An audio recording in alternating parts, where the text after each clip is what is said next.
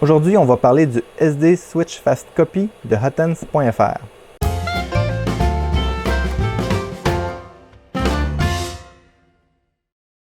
Vous savez, dans toutes mes 250 vidéos ou plus, je me souviens plus combien j'en ai, j'ai pas fait beaucoup de vidéos sur le Octopi et il y a une raison pour ça, c'est que j'ai fait des longs prints avec du Octopi, puis pour des raisons X ou Y, l'Octopi des fois arrêtait de marcher. Alors souvent je fais des prints de 50, 60, 70 heures et puis après 25-30 heures, le print arrêtait. Lorsqu'on imprime avec du PLA puis qu'on perd juste une bobine, ben c'est quand même une trentaine de dollars, c'est tannant. Cependant, lorsqu'on imprime avec des matériaux qui coûtent 100 $ le kilo, des belles pièces en nylon, des choses comme ça, des pièces mécaniques, ça fait mal, oui, au temps, mais aussi au portefeuille. Donc, c'est pour ça que je n'utilisais plus le Raspberry Pi ou l'Octopi. J'imprimais tout le temps à partir de la carte SD, parce que la carte SD, c'est très, très rare que ça plante si on a une carte SD de bonne qualité.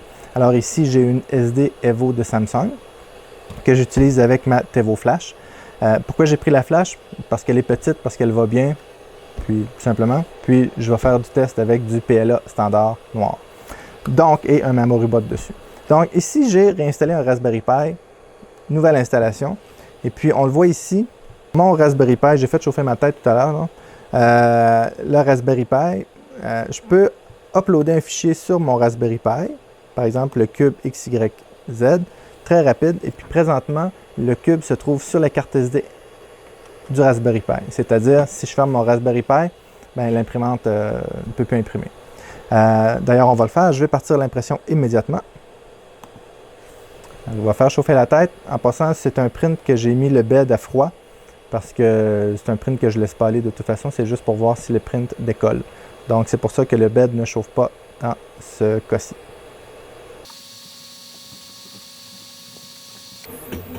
Alors, mon print décolle. On va faire sa mise à niveau. Son nivellement plutôt. Puis le print va partir. Hop, il y a un petit morceau de filament ici. Le print va partir tout à fait normalement. Alors, il n'y a pas vraiment de différence entre la carte SD et le Raspberry Pi, sauf si je ferme mon Raspberry Pi. Alors, on va le laisser démarrer, puis ensuite, je vais fermer mon Raspberry Pi pour voir ce qui va se passer. Alors, je ferme mon Raspberry Pi. Alors, il y a encore quelques G-codes qui ont déjà été envoyés dans la mémoire de la carte mère. Et voilà. Alors, il n'y a plus de G-code, mes steppers sont bloqués parce qu'il n'y a plus d'instructions.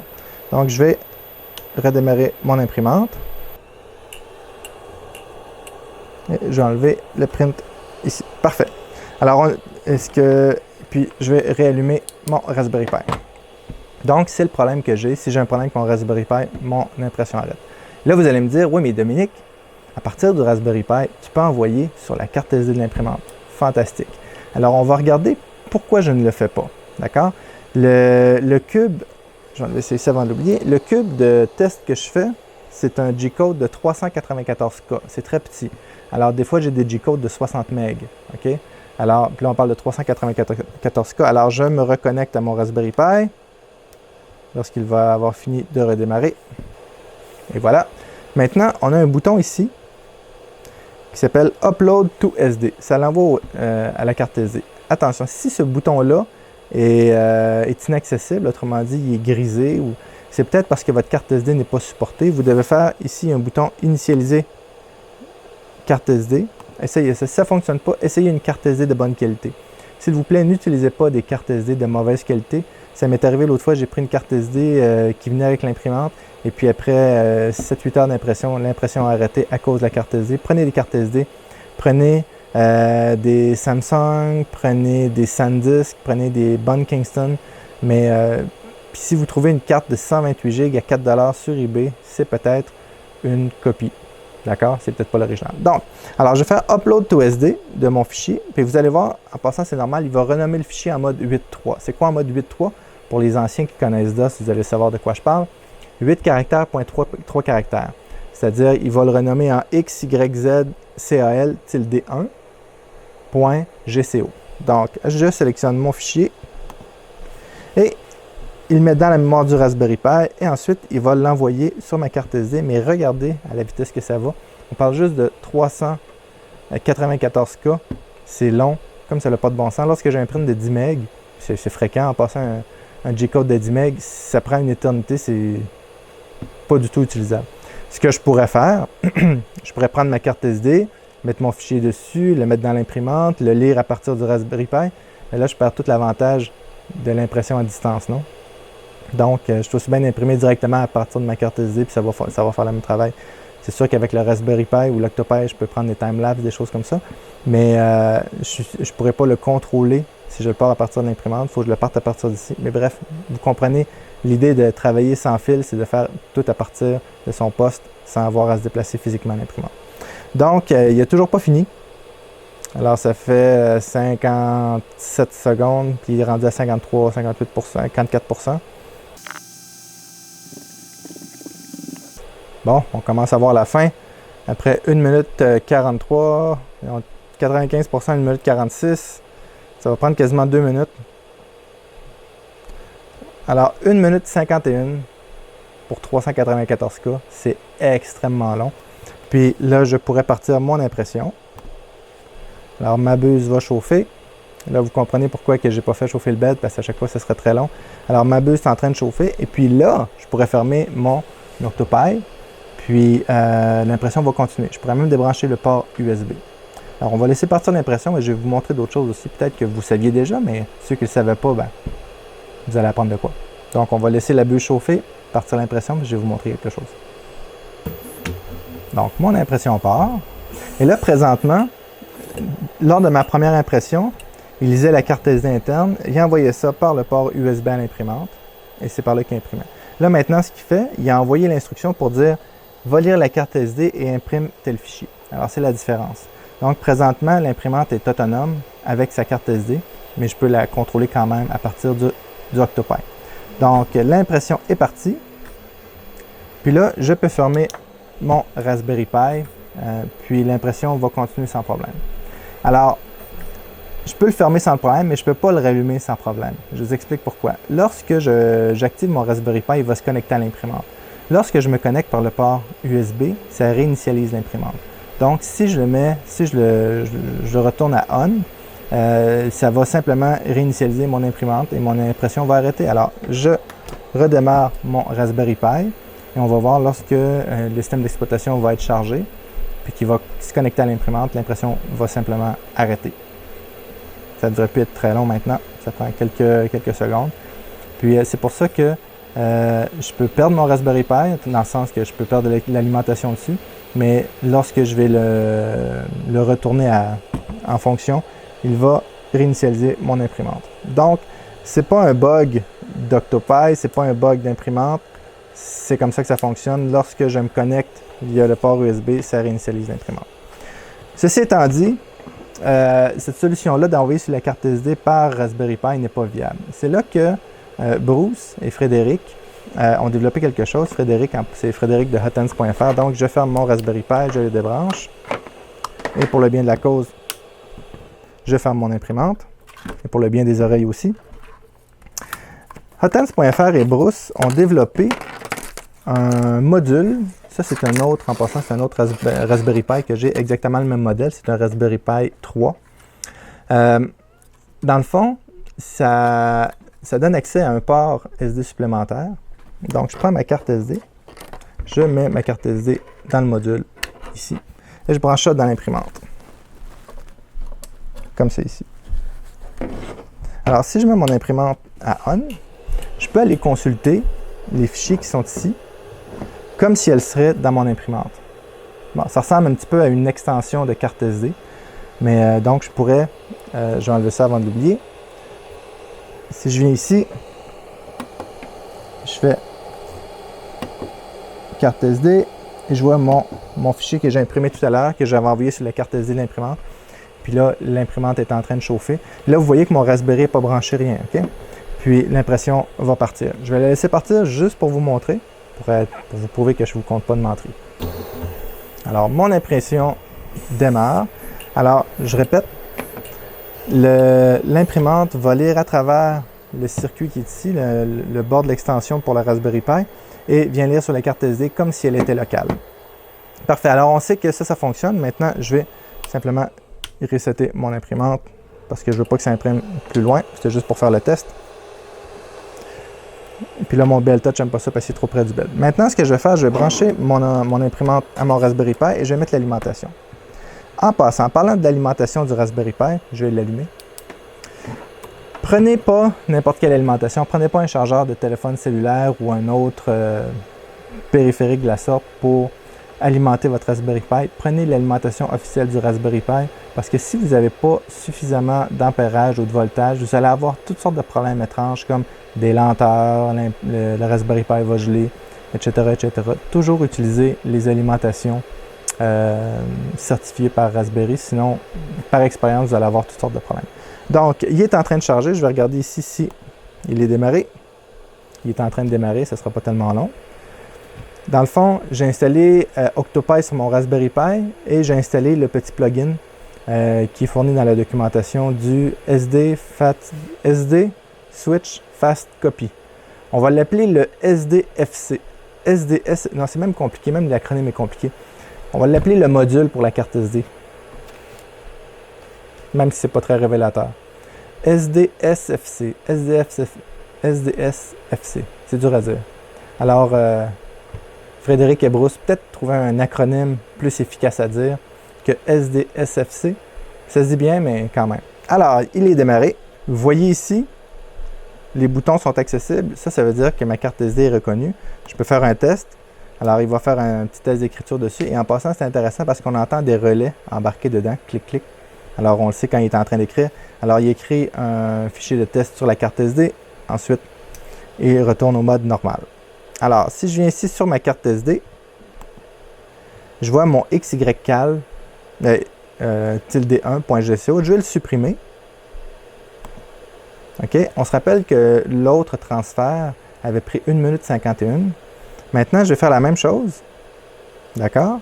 Je vais faire Upload SD, exactement le même fichier. On va voir un petit pop-up apparaître. Alors, il est en train de copier. Search Module. Et voilà. Le fichier va apparaître dans quelques instants. C'est juste une question de refresh. Ça a pris 8 secondes 21 centièmes. Alors, 8 secondes pour le même fichier. Alors, ça, c'est drôlement plus acceptable. Et puis, dans le 8 secondes, alors, il y a un temps pour switcher d'un module à l'autre. Donc, si je pars mon impression ici, puis en passant, ce fichier-là se retrouve sur la carte SD, pas la carte SD du système d'exploitation du Raspberry Pi, mais la carte SD externe. Je pourrais prendre la carte SD, la mettre dans mon imprimante et je pourrais consulter les fichiers tout à fait normalement. Alors, il est en train de faire chauffer la buse et on va le laisser partir. Une fois qu'il va être parti, vous allez voir, je peux fermer mon Raspberry Pi ou débrancher le port USB sans aucun problème. Mais là, j'ai toujours le même problème que si je rebranche mon Raspberry Pi, ça va réinitialiser mon imprimante. Donc, c'est ça. Alors, il faut faire attention lorsque je le rebranche, évidemment. Mais les problèmes que j'ai eu avec mon Octopi, c'est principalement l'Octopi gelait. Alors, il répondait plus tout simplement. Et puis, ça faisait planter l'impression. Ou l'impression, j'ai déjà vu aussi sur ma Little Monster, le Raspberry Pi, je ne sais pas exactement ce qu'il faisait, là, mais l'imprimante allait très lentement. Il n'était plus capable d'envoyer les G-codes, évidemment, ça a ruiné l'impression, tandis qu'ici, ça ne peut pas arriver, parce que c'est matériel. Il va lire de façon matérielle. Alors, l'impression part comme normalement. On va le laisser partir un petit peu.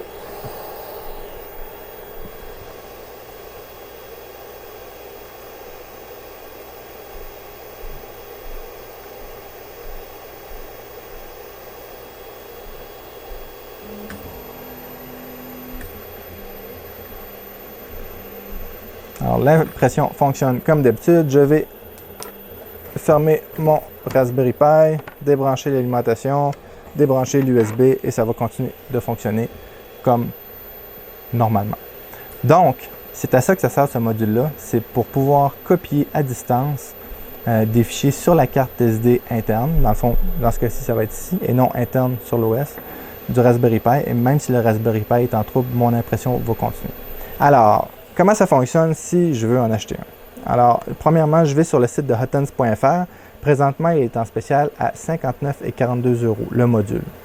normalement vaut 69,99 $. Cependant, il est en précommande. Alors, je vais arrêter l'impression parce que ça fait du bruit. Présentement, il est en précommande. Il faut qu'il y ait 50 commandes pour partir une production parce que c'est un nouveau produit qu'ils viennent de développer. À vrai dire, c'est un prototype que j'ai entre les mains. Normalement, ça vaut 70 €, 69,99 €. Puis, est-ce que ça vaut la peine? Ben, écoutez, je vous explique. Moi, personnellement, je fais beaucoup d'impressions. Puis, je trouve ça le fun de faire des time-lapse, d'une impression super longue. Cependant, sans Octoprint, c'est plus compliqué. On peut installer Octolapse, on peut installer différentes choses, mais c'est tout le temps à partir de l'Octopie. Transférer 60 mégaoctets sur la carte SD, c'est impensable. Ça va prendre une éternité, puis j'ai pas ce temps-là à attendre. J'ai pas 3 heures pour transférer un fichier, puis si c'est pas le bon, à reprendre un autre 3 heures, je suis capable d'attendre 1 minute ou 2, il n'y a pas de problème, mais pas 3 heures. Donc, avec ce module-là, ça me permet d'utiliser l'Octopie, la carte SD, et faire mes timelapses et tout ça. Si vous imprimez, que vous restez tout le temps à côté de votre imprimante ou vous imprimez USB, peut-être vous n'en ressentez pas le besoin, mais si vous imprimez beaucoup, si vous voulez gérer votre imprimante à distance sans vous casser la tête, envoyer des fichiers à distance ou à partir de votre poste de travail sans avoir un câble USB où vous déplacez tout le temps, déplacez la carte SD, etc. Alors, c'est vraiment un produit qui répond à vos besoins. Est-ce que ça vaut le 70 $? C'est pas à moi de le dire, c'est à vous de le dire. Moi, personnellement, 70 €. Moi, personnellement, dans mon cas, ça vaut la peine d'en avoir au moins un, du moins pour le Melon Print. Je vais probablement l'utiliser sur ma SX4 ou ma Little Monster pour Melon Print et faire des timelapses.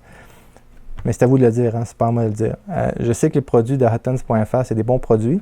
Bruce, qui a développé ça en collaboration avec Hotens.fr, a fait un travail excellent. Le paquet vient avec toutes les composantes nécessaires pour le brancher. Je vais faire une vidéo sur comment l'installer, mais pour de vrai, c'est très rapide. J'ai quasiment le goût de le démonter pour vous le montrer. Alors, je vais aller chercher mon tournevis, je vais vous montrer en dedans comment c'est. Je voulais faire une autre vidéo, mais ce ne sera pas la vidéo officielle de l'assemblage. Attendez-moi, je reviens. Alors, je vais repositionner la caméra. On va l'ouvrir ensemble et on va regarder ce qu'il y a dedans. Donc, alors, le boîtier... Donc, le boîtier est quand même bien fait. Je l'ai imprimé en PETG. Puis, ça prend des vis M3 par... Je crois que c'est M3 par 10. C'est tout écrit dans la documentation.